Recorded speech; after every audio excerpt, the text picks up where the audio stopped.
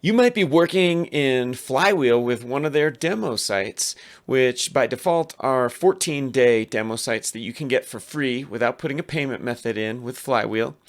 But if you're a student of mine, you have likely used the 60-day free trial. That's our special deal with Flywheel Hosting. And if you come to the end of either one of those trials, you might still have a site that you're working on and would like to extend that trial and save that website instead of having to migrate it or get a backup and then reapply it to a newly installed WordPress site. Well, there's a way you can do that. If you let your site expire in Flywheel, you may receive an email that allows you to click a button to restore that site from the backups that they have on file. And so let's take a look at my website here at Flywheel. This is just the login page for app.getflywheel.com/login. And if I click the sign in button, when I sign into this one, it just says create a new site.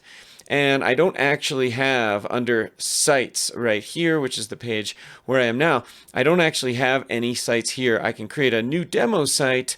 However, I originally built another site here. And so I've received this email here from Flywheel that is my Cadence theme site. It's a notification that my Cadence theme site has been deleted after my 60-day period expired. And so it says if this was a mistake, you can recreate it. Well, this would just enable you to enable another 60-day period by renewing that demo site again without putting in a payment method or anything like that.